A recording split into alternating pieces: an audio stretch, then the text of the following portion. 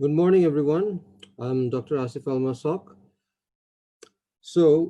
Last week we have discussed about a case of obstructive jaundice due to cholelithiasis, that is, stone in the common bile duct, which is the cause of the obstructive jaundice. And there were many requests that another series should be done about obstructive jaundice due to carcinoma head of the pancreas. So today we are going to discuss a case of obstructive jaundice due to carcinoma head of the pancreas. Okay. Again, we will have a clinical approach to it, not a theoretical one.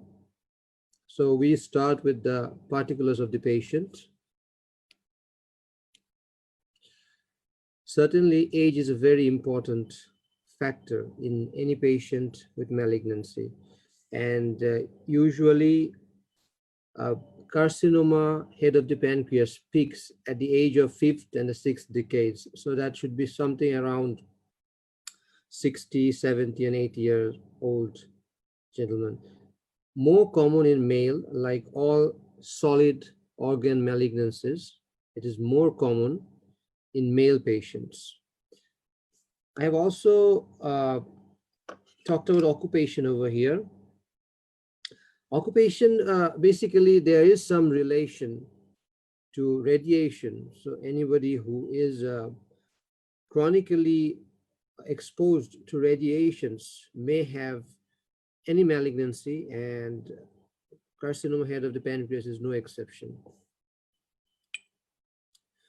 Chief complaints. It's very important that in your examination, in any exam, chief complaints are the first thing that really intrigues or interests the examiners. It's how you write it. So make sure you write it in good order, chronologically, or whichever is the most severe should come first. And and always make sure that you use non-medical terms. For example, yellowish discoloration of the eyes. Patient may also say of the skin. Somebody may say also the urine. So that can happen. Never say jaundice, because patient will not say I have jaundice. Patient will say I have yellowish discoloration. This may be the first complaints, or maybe something else also may be there. So write it accordingly, according to the severity of the complaints. Itching of the whole body. Remember, it is not an allergic reaction really, because usually in allergic problems, patient gives you a history of I've taken something, I've touched something, and after that. But this itching is occurring all the time, and it involves the whole body. This is very important. Weight loss. Like any other upper GI malignancy, pancreatic malignancy has a very specific feature of weight loss. You will see that almost all the patients with pancreatic malignancy has severe anorexia, which may be one of the causes of weight loss. Patient also, malignant tumors produces different types of cytokines, which causes cachexia, which may also be the cause of this weight loss. Mass in the upper abdomen. It can be a palpable gallbladder.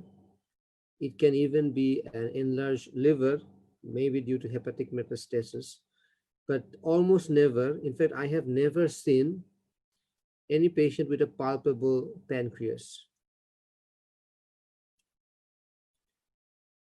Palpable pancreas, no. I have never seen that. I have never heard anybody able to palpate a pancreas. So usually it is either liver or more commonly gallbladder. Pain. Usually pain is not a complaint, but if it is advanced, if it's an advanced disease, what happens? The peripancreatic nerves are involved, or maybe a duct obstruction.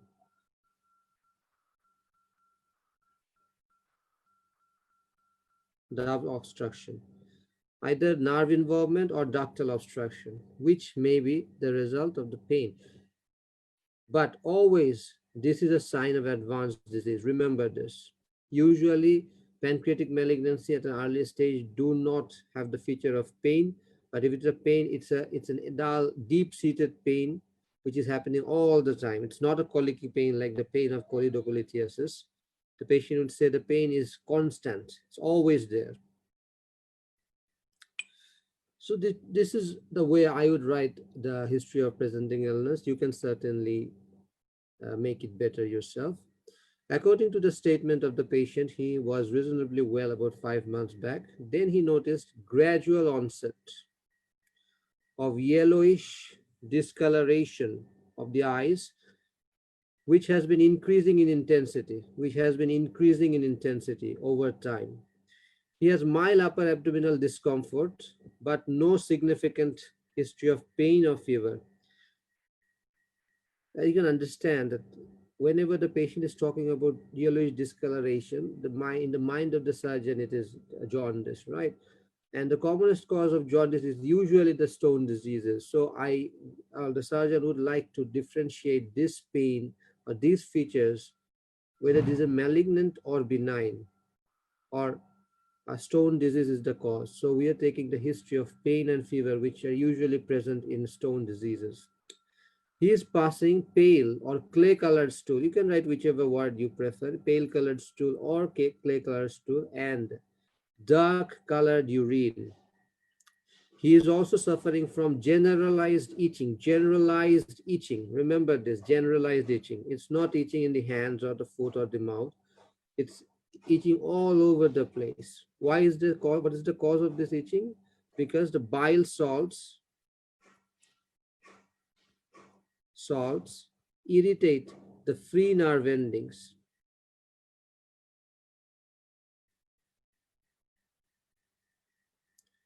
Free nerve endings in the dermis. Severe irritation, and it's called severe itching, and which is refractory. Usually you will see that the patient says, I have taken some allergic medication, but it is not working at all. He also complains of loss of appetite. Remember, loss of appetite to all types of food, and has significant weight loss in the last 3 months. What is this significant weight loss?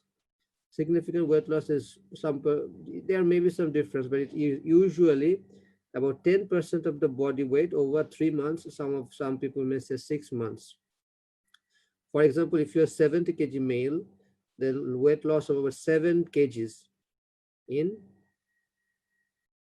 over 3 months. That is 10% in 3 to 6 months. This is called significant weight loss. And also remember, this must be an unintentional weight loss. It is not that somebody has been doing some diet and then he has lost some weight. You'll see that in the internet, in the Facebook, there's always people writing that I have lost 20 kg, 30 kg weight. It doesn't mean that he has pancreatic malignancy. It's because the person has lost weight intentionally. So remember that, is it intentional or unintentional? It is unintentional.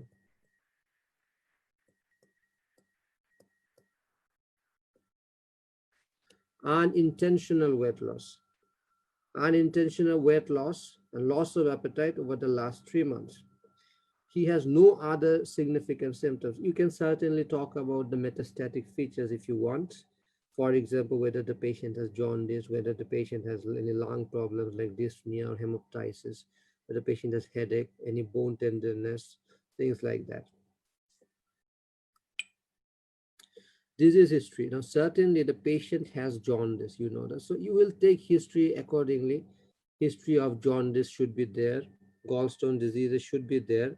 But if you are thinking about pancreatic malignancy, then take previous history of chronic pancreatitis, which is a strong predisposing factor for malignancy, like topical pancreatitis, alcoholic pancreatitis. Diabetes mellitus, some say that it happens due to pancreatic malignancy, and some say diabetic mellitus is also a predisposing factor for pancreatic malignancy. In either way, take history of diabetic mellitus, long-term history, of diabetic mellitus, which may be a predisposing factor for pancreatic malignancy. Again, the patient has jaundice, so at undergrad level, it is expected that you take history of drugs.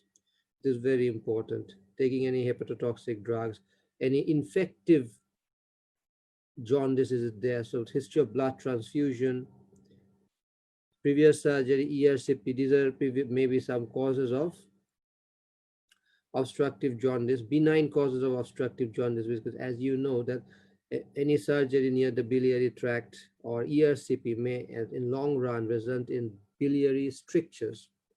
Intravenous drug abuse, these are expected from you, but usually not associated with pancreatic malignancy. You can take the history of alcohol, because alcohol is associated with pancreatic malignancy, because alcohol is associated with pancreatitis, which is a predisposing factor for pancreatic malignancy. Smoking, very, very important. It has got strong association with pancreatic malignancy. Alcohol, it has strong association with pancreatic malignancies. Diet, there is some people who say high fatty diet or high protein diet may have some association with pancreatic malignancy. On the other, these ones you have to take the history, because the patient has jaundice, whether the patient takes outside food, which is associated with hepatitis A, whether the patient lives in a brick house or other places which may be associated with helminthiasis, traveling. These are the histories which are not really associated with pancreatic malignancy, but as a patient who has jaundice, you should take this history as well. Family history, as I have already discussed, like all malignancy, familial history is very, very important. But most pancreatic cancers are sporadic. So that means there is no real association that you can find. In fact, most patients that you will get in your daily practice will have no positive family history. History of malignancies, whether there is any familial disease is there. Hereditary syndromes, like hereditary pancreatitis and HNPCC may have some association with pancreatic malignancies. Certainly, hereditary pancreatitis has strong association with pancreatic malignancy. Obstetric menstrual history, if it's a female patient, must take this history, although there may not be any association with pancreatic malignancies. Vaccination, antitubercular drugs, whether the patient is taking or not, take a history of that. Then we come into general examination. You'll always see a patient is very ill looking. The patient is nutritional status is poor, or you can say cachectic. Usually in Bangladesh, we get, unfortunately, most of the patients come at a later stage and ultimately they become very cachectic. So nutritional status is poor. Vitals are usually not very significantly changed, but the patient may definitely have anemia. Deep jaundice, deep jaundice. The patient is usually has deep jaundice. This jaundice is usually it's very high. It's much higher than that of cholelithiasis because it's a progressive type of jaundice. Clubbing may or may not be present, which is actually a sign of chronic liver disease. Hydration status, very, very important, because the patient is severely anorexic and patient may have vomiting. All these things result into dehydration. So you should take the history of hydration status. Lymph nodes may check, should check for the varicose glands or the left supraclavicular lymph nodes, which may be enlarged. Scratch mark, this is always present. I have seen many patients in the abdomen, you will see multiple scratch marks because the patient is intense itching. Jaundice, certainly you'll check it in and around the sclera, which should be in the upper sclera. Yeah, and I've discussed why it is in the sclera. Must compare the palmar surface with your own palms, the ventral surface of the tongue, and the itching. Very intense itching is there. So you'll see the scratch marks. Then we go for abdominal examination. Now what we will see in inspection, the patient may have ascites, right? This is an advanced disease. So the anterior abdominal wall should be distended. The abdominal wall will be distended if the patient has ascites. The umbilicus may be everted. So that the anterior abdominal wall may be like that. Or the patient may be scaphoid as well. Because of severe weight loss, significant weight loss, it can be scaphoid as well. So you can also see the scratch marks over there. And sometimes enlarged gallbladder in a cachectic patient may be visible. May be visible or may not be visible as well. So on inspection, what do we look for? The shape of the abdomen, the flanks, the position of the umbilicus, hair distribution, any visible lump, any visible peristalsis, any visible engorged veins, any scar marks. So in this, you may see a distended abdomen with everted umbilicus, which may be a sign of ascites. Gallbladder may or may not be palpable. If you remember the Courvoisier's law, that in a patient, I'll come to that. If the patient has Courvoisier's sign, like the patient has jaundice and a palpable gallbladder, it's most likely it's not due to a stone disease. Why? Because in a stone disease, there will be inflammation, and chronic inflammation causes fibrosis or shriveling of the gallbladder. I'll discuss this more in further details. Usually this gallbladder is non-tender.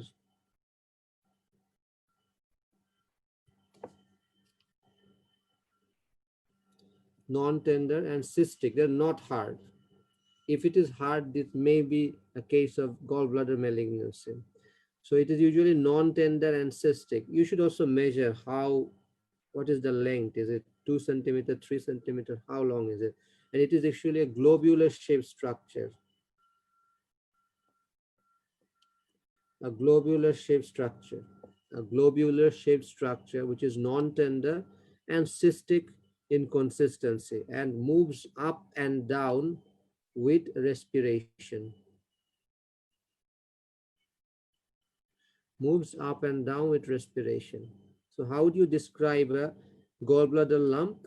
You would say there is a mass in the right hypochondriac region. There is a mass in the right hypochondriac region, which is maybe 5 centimeters from the right subcostal margin in the midclavicular line. There is a mass, or there is a palpable lump in the right hypochondriac region, which is about 5 centimeters from the right subcostal margin in the midclavicular line. It is non-tender. It is globular in shape, cystic in consistency, and moves up and down with respiration because it is attached to the liver, and the liver is directly associated with the diaphragm. As a result, during respiration, the diaphragm moves, the liver moves, and the gallbladder also moves up and down. So description is very important. You should know how to describe it. There may even be a palpable liver as well. There may be a palpable liver. So again, you should give a description of the liver, how much it has extended from the right subcostal margin, usually in the midclavicular line. What is the consistency? What is the surface? Usually consistency, if it is a metastatic disease, then the consistency should be hard. And surface may be irregular or nodular because of metastatic deposits. So description of this very important. Again, a description of the gallbladder is there is a mass in the right hypochondriac region, which is about 5 centimeter, from the right subcostal margin in the midclavicular line, which is non-tender, cystic in consistency, globular in shape, and moves up and down with respiration. And it is suggestive of a gallbladder. Then if a liver is palpable, again, you must say what is the length of the liver. The liver is palpable. It is about 3 centimeters from the right subcostal margin in the mid-clavicular line, which is maybe hard in consistency and irregular surface or nodular surface, which is suggestive of hepatic metastasis. Then the patient may have ascites, which means the anterior abdominal wall is protruded. Umbilicus is centrally placed but everted.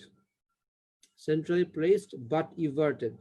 Description must be excellent. When the description is beautiful and nice, you get it's very easy for the examiner to give you good marks. And always remember, this is the basic way you describe all lumps and everything. So just confidently go out there and just give the descriptions. Don't be nervous. To give this sort of description, I don't think there should be any problem, even if you are trying to pass the FCPS or MS or any other FRCS or MRCS or whichever exam you are going for. Description, make your own way. Try to give a description, make your own way of writing, make your own way of description, and practice it repeatedly, and you'll see that it's a very, very simple thing to do. And be confident, because everybody likes confidence. Then the varicose gland or the left supraclavicular lymph node may be enlarged. In the abdominal malignancy, this is a sign of maybe there is an abdominal malignancy, or there are other places from which it can arise. Just go through the anatomy book and you will be able to learn about it. Today we cannot discuss because of shortage of time. Trocheus sign, this is called migratory thrombophlebitis. It's because the malignancy, some malignancy produces some cytokines which is thrombogenic.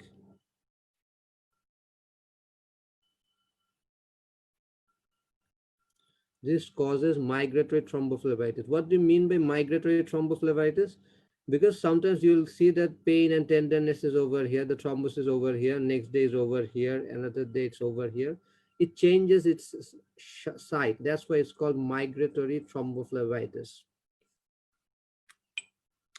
So examination of the obstructive jaundice. Patient may have anemia, deep jaundice, fever may not be present in malignant jaundice, tenderness may or may not be present, but hepatomegaly may be present. Palpable gallbladder, important, Courvoisier's law. Here it is, the Courvoisier's law again. In obstruction of the common bile duct due to a stone, distension of gallbladder seldom occurs. The gallbladder is already shriveled. Okay? The gallbladder is already shriveled. I will again try to describe it.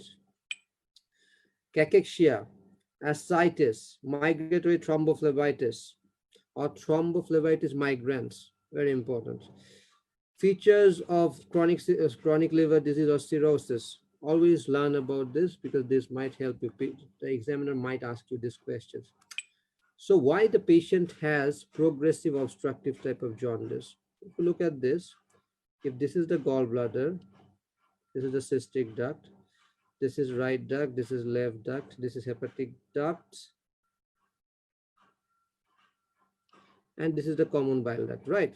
And this is the duodenum. So what is happening in case if there are stone disease, stone in the gallbladder, which ultimately causes the gallbladder to shrink, right? Because of chronic fibrosis, gallbladder size becomes smaller, and maybe one of the stones comes here and causes obstructive jaundice. So by Courvoisier's law, you can understand obstruction of the common bile duct due to a stone disease, the distension of gallbladder seldom occurs because the gallbladder is already shriveled by chronic fibrosis, by chronic inflammation, or by chronic cholecystitis, right? But what happens in case of malignancy? Now, in case of malignancy, the gallbladder has no problem. There is nothing happening in the gallbladder. Everything that is happening is around here. So a malignancy starts and it slowly compresses the common bile duct, right? So as it compresses, the degree of or the intensity of jaundice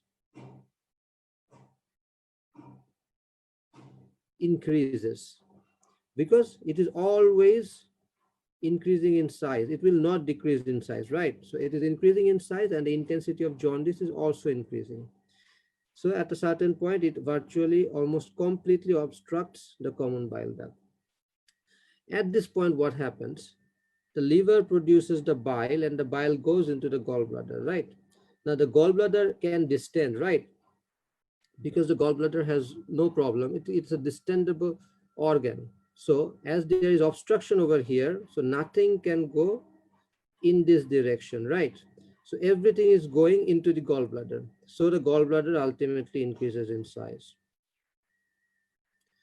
And at a certain point, if this is the liver, and if you try to palpate it from here, you'll be able to palpate the gallbladder. So this is why in malignancy, the gallbladder is palpable. But in stone disease, as because of chronic fibrosis, the gallbladder is not palpable. But there are some fallacies. For example, there may be a double duct, stone in both in the cystic duct, and maybe another stone in the common bile duct. If this stone is over here before any chronic fibrosis can happen, then a mucocele of gallbladder may form, right? And as a result, in a stone disease, there may also be a palpable gallbladder. These are fallacies of Courvoisier's law. Fallacies of Courvoisier's law. That is double duct stone. That's one stone in the cystic duct, or which obstructs the gallbladder, and another stone in the common bile duct, which causes jaundice. So in a same patient, there is a jaundice and palpable gallbladder, but this time it is due to a stone disease. Now this is very rare. Remember, this is rare.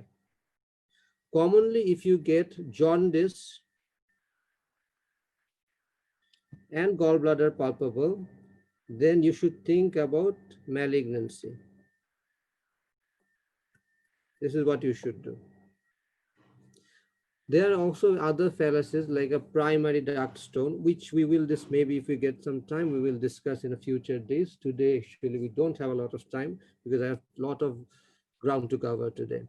Okay, so let's go forward. If you have any problem, if you do not understand, I will again discuss this in a future classes because this is very, very important that you understand the Courvoisier's law. Almost each and every student will be asked about this law, and an answer and an explanation will be expected from the students. So it's very important that you understand what you're saying. Salient features. Remember to write the salient features as short as possible, which is a sign that you have practiced. Some of us write a very long salient feature, which usually bores the examiner. So this salient feature of this patient may be Mr. X, 72 years, a farmer from Borishal, was admitted to this hospital on 20th of this month with the complaints of progressive obstructive jaundice for 5 months, severe anorexia and significant weight loss for 3 months, and a lump in the right hypochondriac region. You can, in a salient feature, you can write medical terms. On general examination, you can write this or you may not write this. It doesn't really matter. If you do not write general examination, you can just say he is deeply jaundiced, cachectic, and scratch marks all over the body. He has an general examination. He has non-tender cystic mass. Non-tender, I have forgot to say, globular. Globular. Try to write it like this. Non-tender globular mass, which is cystic consistency, which is suggestive of a palpable gallbladder. Which is suggestive of a palpable gallbladder. So what is happening over here? We have a palpable gallbladder. We have jaundice. So by Courvoisier's law, we are no longer thinking of a stone disease. We are thinking of something malignant over here. Remember, again, the Courvoisier's law, obstruction of the common bile duct due to a stone, distension of the gallbladder seldom occurs because gallbladder is already shriveled. So, provisional diagnosis, obstructive jaundice due to carcinoma head of the pancreas. Why carcinoma head of the pancreas? It can be periampullary carcinoma, it can be advanced gallbladder malignancy. Why carcinoma head of the pancreas? Because this is common. This is more common. than the others. That's why the provisional diagnosis should always be carcinoma head of the pancreas. If the patient has painless progressive jaundice. I think we should add something over here. We should add painless. I forgot to add this thing. You should write painless. Write it. Painless progressive obstructive jaundice. Okay. Painless progressive obstructive jaundice. Number one cause should be the carcinoma head of the pancreas. It may also be other causes like periampullary carcinoma, which is also relatively common. Cholangiocarcinoma involving the, sorry, I have made some mistakes. Cholangiocarcinoma involving the bile duct. Involving the bile duct and carcinoma of the gallbladder. You don't have to write many differential diagnoses. 1 or 2 is good enough. Don't go on writing 5 or 10 differential diagnoses, which merely makes no sense. And if you have a malignant, if your provisional diagnosis is a malignant disease, try to write that your differentials are also malignant disease. Don't mix them up. Don't write obstructive jaundice due to cholelithiasis in here. So that really makes no sense.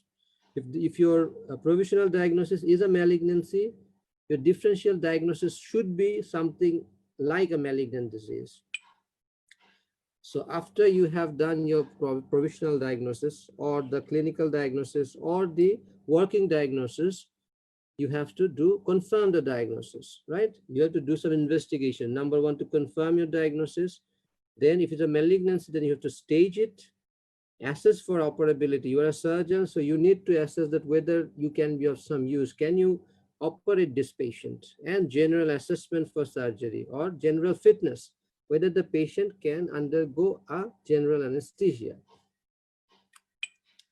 So naturally, the first and most common investigation that we do is the ultrasonogram of whole abdomen with attention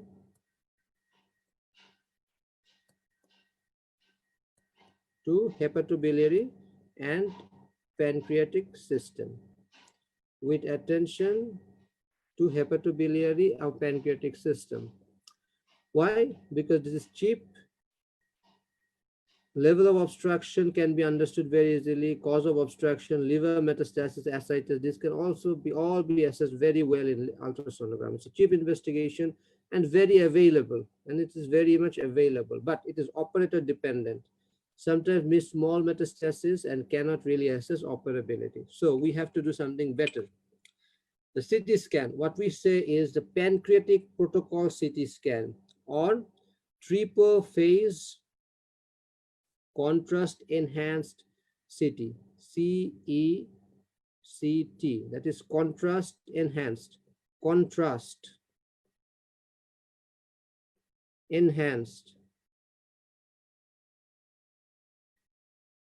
CT scan, triple phase or pancreatic protocol CT. Why triple phase? Because here we go for the arterial phase,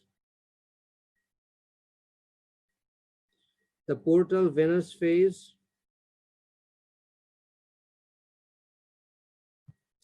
and the delayed phase. These are the 3 stages we have to assess the CT scan films. Oh, this is first, always do a non-contrast, then the arterial phase. You don't have to learn all the phases, just remember the arterial phase, the portal venous phase, and the delayed phase.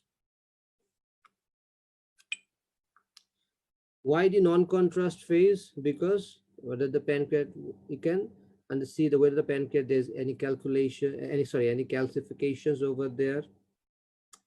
Early arterial phase shows the pancreatic vasculature.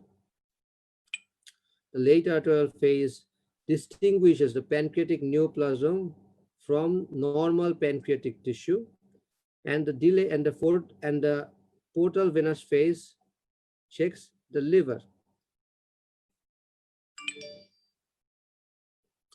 Now, you don't have to remember all of this at undergrad level. I don't think no one will be asking you about all these things. So don't waste your time learning about this. If you are interested, check out these phases and get a better knowledge of this, but this will not be asked about in undergrad level.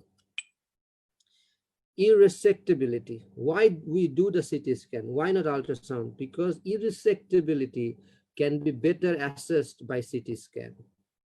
Why? How can it be assessed? For example, if the superior mesenteric artery, which goes right behind the neck of the pancreas, is involved, or the hepatic artery is involved, all these things means irresectability. If the celiac axis is involved, it means irresectability. Ascites, distant metastasis, peritoneal seedling, all this means irresectability. Irresectability or means incurability. That means you cannot cure the patient by surgical means alone. But remember, if superior mesenteric vein is involved, this is also a grave sign. The portal vein is involved, these are also a grave sign, but these are not a sign of contraindication because reconstruction is possible. Now we have very good surgeons, very good hepatobiliary surgeons in Bangladesh, and they can always go for it. If the facilities are available, if the expertise is available, then you can resect the tumor together with the superior mesenteric vein and reconstruction can be done. Remember, of the vein, not the artery. If the artery is involved, it is irresectable. If the vein is involved, then it is also a very grave sign, but something can be done because reconstruction is possible. What do we see in the CT scan? Look at this. This is the pancreas. And here is the malignancy. Right here, you can see the superior mesenteric artery. This is the gallbladder. This is the liver. This is the aorta. The superior mesenteric vein is right somewhere around here. It should be somewhere around here. So if you see this malignancy has involved this artery and the veins, then this is a grave sign. As you can see, the common bile duct here is very distended. So what are the things we can understand from a CT scan?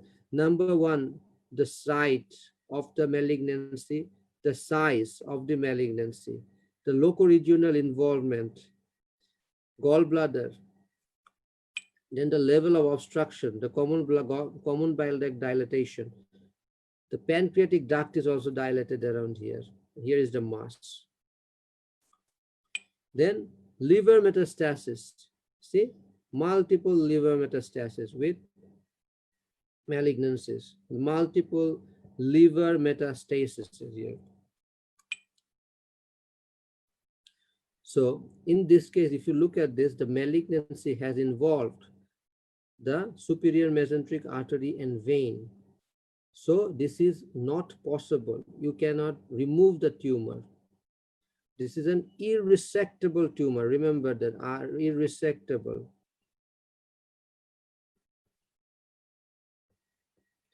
This is an irresectable tumor. This is an incurable tumor.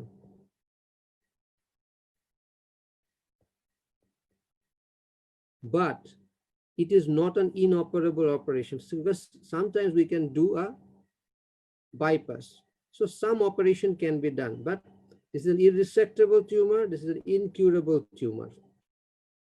When the superior mesenteric artery and vein has been involved by the malignancy. You can see the distended gallbladder over here. Remember this thing.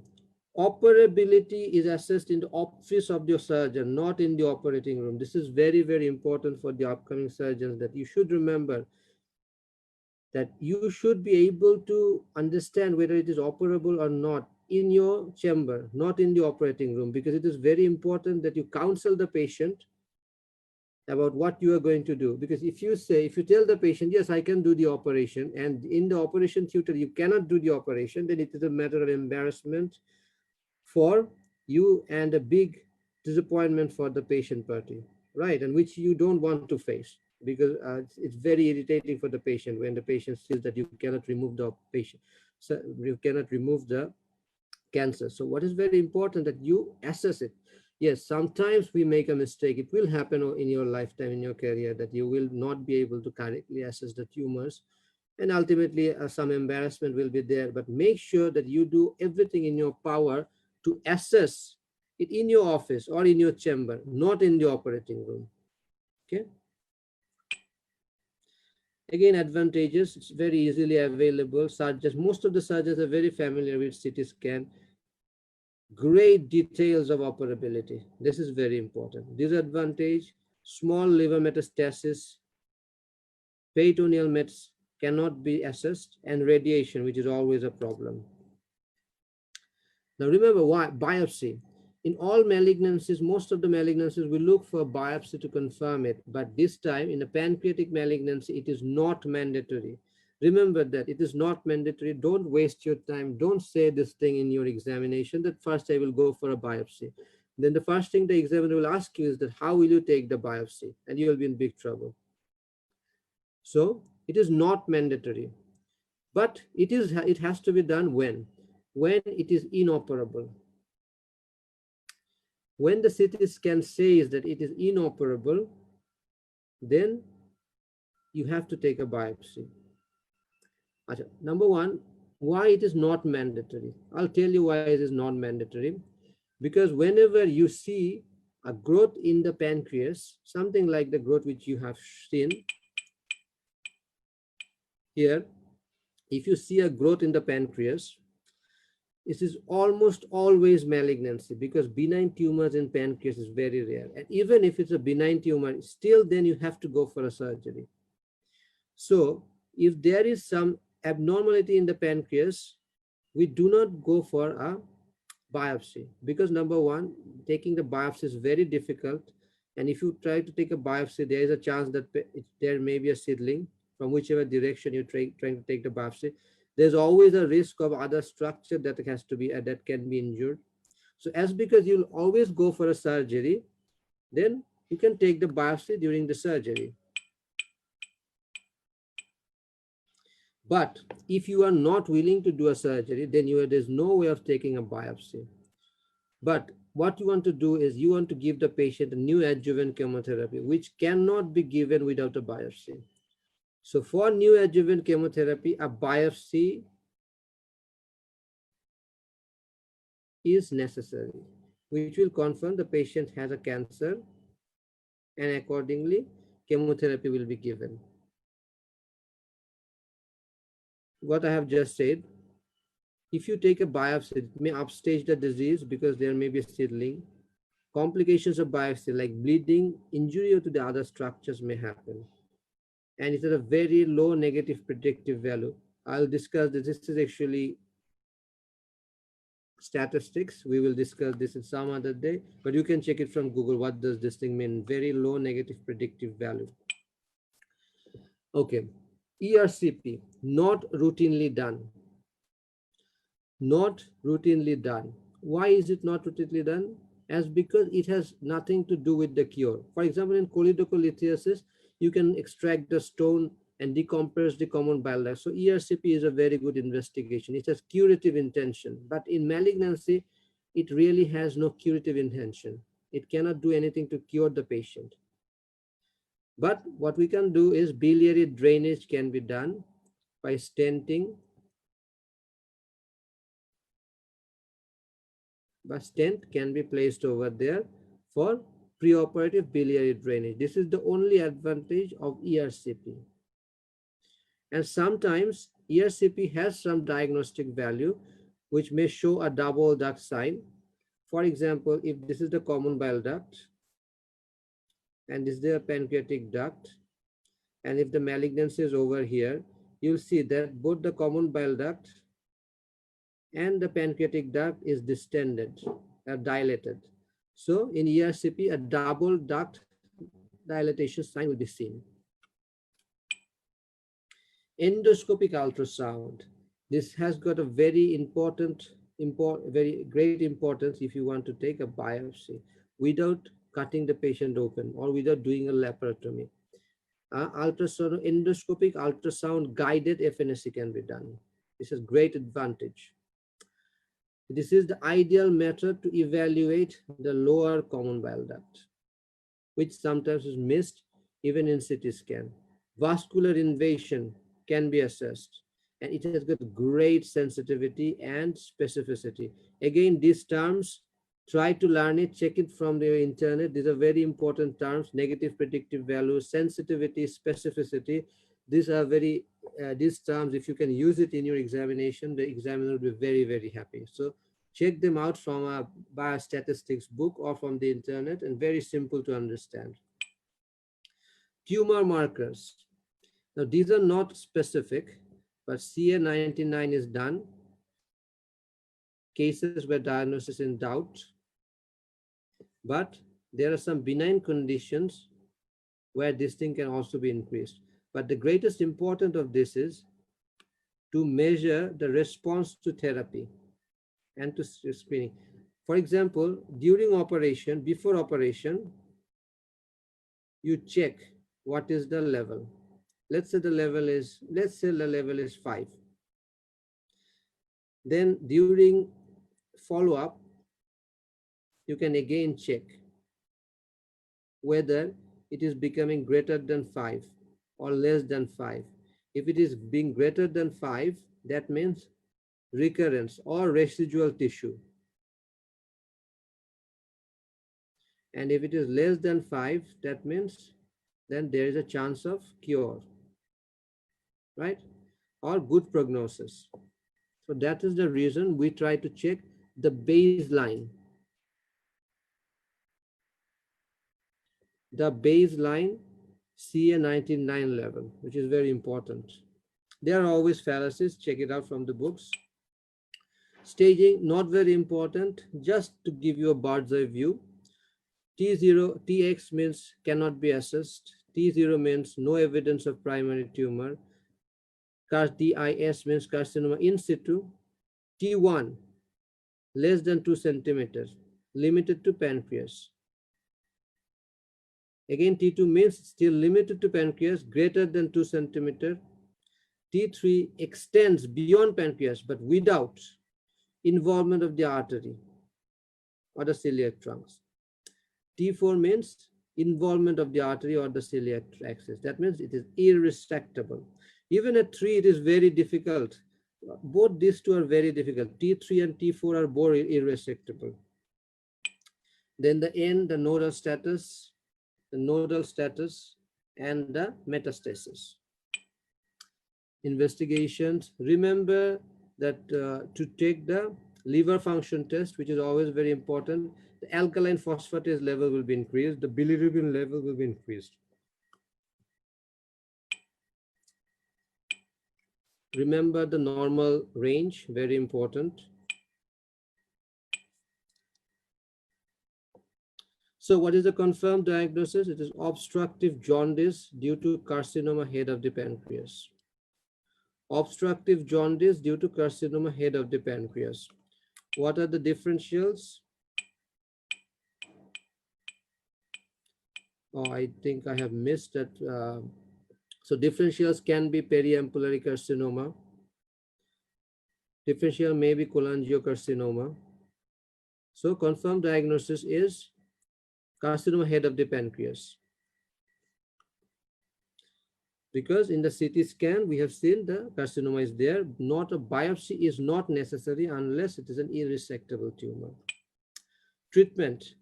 Whenever you are asked about the treatment, remember in a malignancy, the treatment depends on the stage of the disease, and always a multidisciplinary team approach is necessary. What this means, there should be a board which has a surgeon, the oncologist, the radiologist, the pathologist, and the gastroenterologist, and any other specialty that is necessary should be there to discuss about what is the best course of action for such a patient. For example, if it's an early disease, then the surgeon might say we'll go for surgery. But if it's an advanced disease, the oncologist may say we should go for chemo. So go for chemo, downstage the disease, and then go for surgery. So for this, the radiologist and the pathologist will be necessary, and the gastroenterologist will also be necessary. So before operation, you know that this is this pancreatic malignancy may involve other systems as well. The patient, so before operation, the patient must be optimized.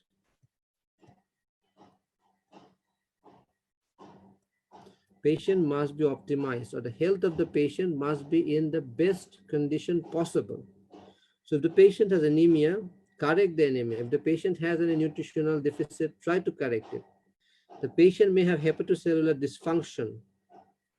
That means usually the patient has reduced glycogen storage. So administration of plenty of glucose to this patient. Now, these are less important. Most important are the patient, number one, may have chronic dehydration, may have renal function impaired, which is called hepatorenal syndrome, right? Hepatorenal syndrome. That means renal failure, acute renal failure due to hepatic cause. One of the causes may be in an obstructive jaundice, the bile salts gets deposited in the renal tubules, which hampers the function of the renal tubules. As a result, patient may have acute renal failure. So make sure the patient has adequate fluid and IV. Furosemide and mannitol, diuresis may be necessary. So these are given. Vitamin K deficiency. Why? Because the vitamin K is one of the fat-soluble vitamins which cannot be absorbed by the liver in case of obstructive jaundice. So give the patient vitamin K. Now remember, even if you give injectable vitamin K, you can give IV. We usually give IV. Sometimes it doesn't work because the patient may have hepatocellular dysfunction. If the patient has hepatocellular dysfunction, the patient has to be given fresh frozen plasma, because even with vitamin K, the liver cannot produce adequate clotting factors. So you have to give ready-made clotting factors in the form of fresh frozen plasma. Patient is prone to infection. Why? Because there is obstruction in the common bile duct. Give the patient broad spectrum antibiotics, maybe ceftriaxone and aminoglycosides combined. If the patient is malnourished, enteral or parenteral nutrition has to be given. FFP, we have already discussed this. A patient may have pulmonary dysfunction, check it, whether the patient has any pulmonary dysfunction or not. The most important of all these things are the coagulopathy, the renal function impairment, and the infection. These three are more important to the surgeons. Remember not to miss this. I have written some discussion about these things. You can check it out. We do not have enough time today, so I'll have to speed things up a bit. This is again, for infective complications, we have to give antibiotics to the patient if there is any chance of infection.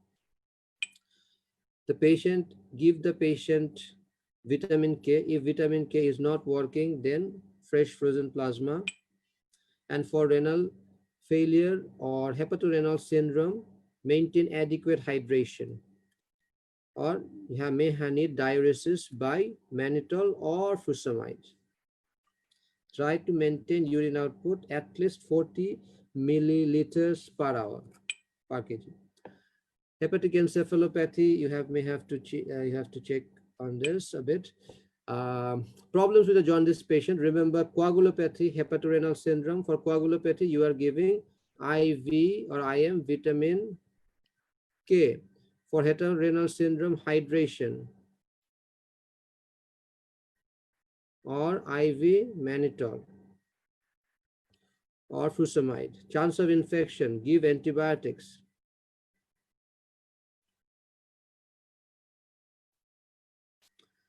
And liver glycogen reserve, give IV glucose. Hydration has to be maintained. Now, these are more important in malignant jaundice than benign or stone disease. So what operation we have to do for this patient? If it is an operable case, if it's a curable malignancy, if it's a resectable tumor, then what we do is a Whipple's procedure. What do we do in a Whipple's procedure?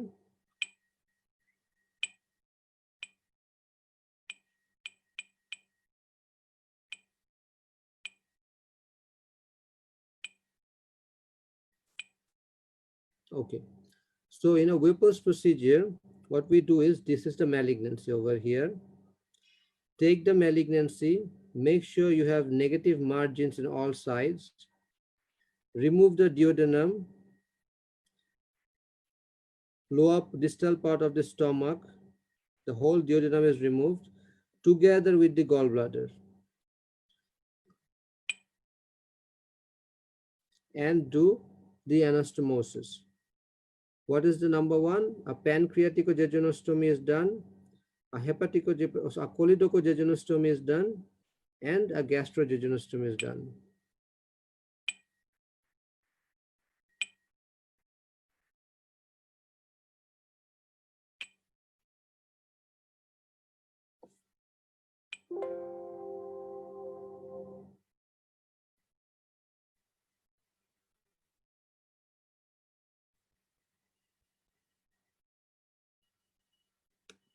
Let me see if I can describe to you guys a bit.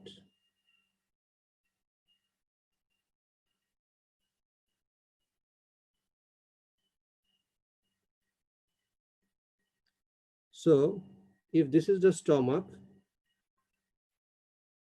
and this is the duodenum, and here is the pancreas, right? And here is the gallbladder, common bile duct, and this is the pancreatic duct, right? And this is the jejunum. So, and this is the tumor over here. So what we are going to do, we will remove the tumor, but you remember, you understand the tumor is malignant tumor, so it is spreading in all directions, right? So we have to do en bloc removal of the tumor together with negative margins, right? With negative margins. All this has to be removed. That means the duodenum, the head of the pancreas up to the neck, the distal part of the stomach, together with the gallbladder and the whole of the duodenum is removed. So what happens over here is, we get the stomach, something like this. We get the common bile duct, something like this. And over here, we have the jejunum, right? So they are all discontinuous. So we have to connect them. How we do that? This is the stomach. First, we attach the jejunum with the stomach. This is called gastrojejunostomy, is done over here. Then this jejunum goes to the common bile duct. Another anastomosis is done. This is called choledochojejunostomy, right? Oh, and I am sorry, I think the pancreas should also be there. First, you have to do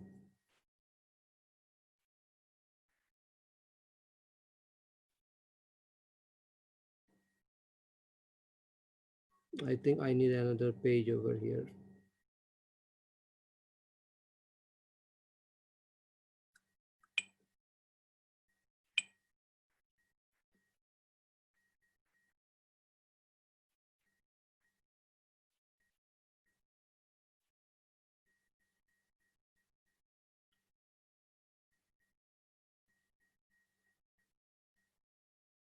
So if this is the pancreas, this is the stomach,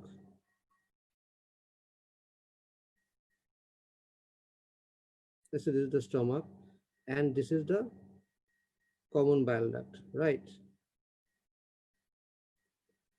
So what we are going to do is, we are going to first attach the jejunum with the pancreas. This is the pancreaticojejunostomy. So this jejunum will again be attached to this choledochojejunostomy. And then this part will be ultimately attached to the stomach. This is called gastrojejunostomy. So pancreaticojejunostomy, choledochojejunostomy, and then gastrojejunostomy. These are the three things that is being done over here. What are the things that is resected? The gallbladder. Let's go to the other page and let's see.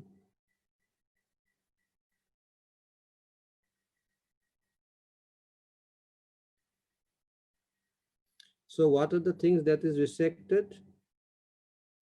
Number one, the tumor is resected. The pancreas, the head of the pancreas up to the neck is resected. The duodenum is resected. Distal part of the stomach is resected together with the gallbladder. And then there is a gastrojejunostomy is done. At first, the pancreaticojejunostomy, then the hepaticojejunostomy, and last, the gastrojejunostomy is done. It's very easy to understand. Just remember, first what is done is this one.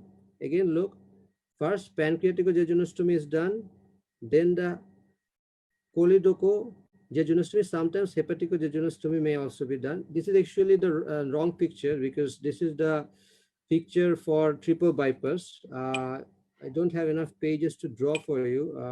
Let me see if I can draw this. Yeah, maybe this thing is okay. This is actually pylorus preserving. It's another sort of a modification for Whipple's procedure where the distal part of the stomach is not cut. So this is pylorus preserving pancreaticojejunostomy.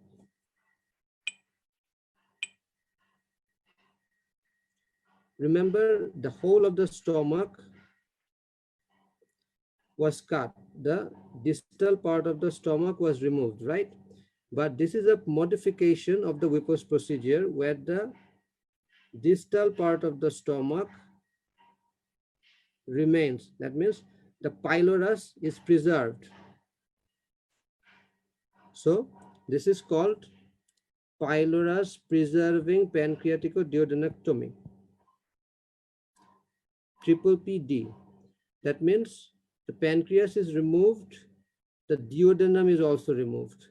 I'm sorry, the ink is not working today, that I am having a little difficulty trying to show you what I want to show. But this is the basic thing. If you look at this, this is the other picture. In this patient, the distal part of the stomach is removed, but in pylorus preserving pancreaticoduodenectomy, it is cut in the first part of the duodenum, or the pylorus is preserved, which is more physiologic, That is what is done in this case. You don't have to know about this. Just remember the two operations, the Whipple's. The Whipple's procedure, I'm sorry, so there is a problem I'm having. The ink is not working. The Whipple's procedure, it's not working. Okay, forget it. I think there's some problem with it. So the two operations are, number one, the Whipple's procedure. This is called the Whipple's procedure. What is happening over here? We are cutting the distal part of the stomach, the gallbladder, the common bile duct, most of it, the common bile duct, the duodenum, and the tumor with the head of the pancreas. And ultimately what we are doing over here is, number one, pancreaticojejunostomy, hepaticojejunostomy. This is usually wrong. We usually do a hepaticojejunostomy because usually the common bile duct is removed. So hepaticojejunostomy and gastrojejunostomy. It can be done in a Roux and Y manner. So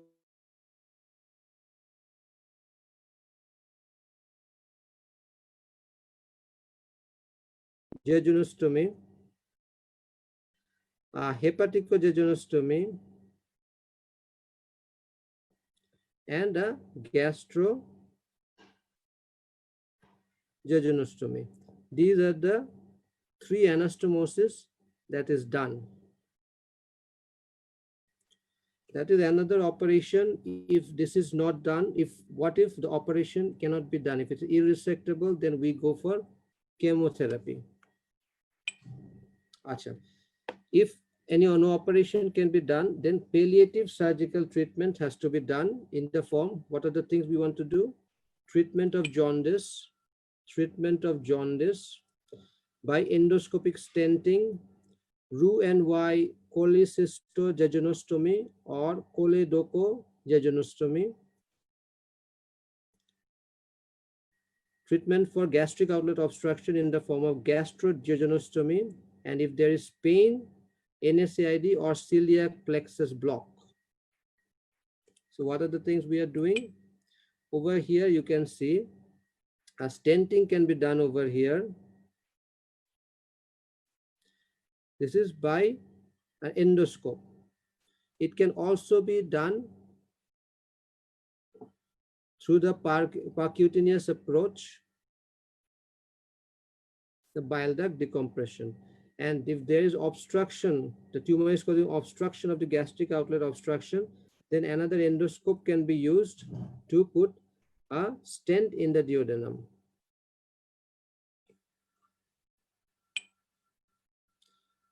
And if no operation can be done, then what we do is a triple bypass. The pen is not working. I don't know what's wrong with it.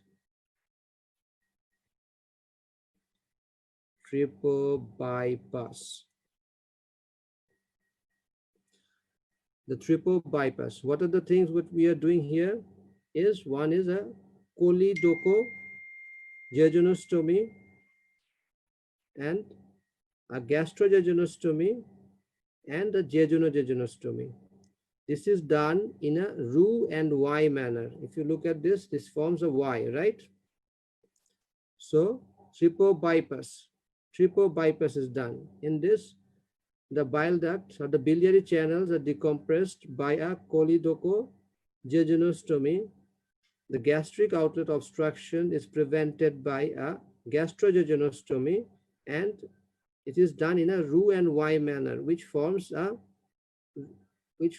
has to be formed by a jejunojejunostomy. So this is called a triple bypass. You can either do it in an endoscopic manner or by operative manner. So these are the palliative operations of carcinoma head of the pancreas. Thank you so much for your time. If you guys have any questions, you can ask me and we can discuss this in the future. Today, I'm sorry my pen is not working for some reason. I could not draw everything. In the next class, maybe I'll be able to describe everything better. Thank you so much.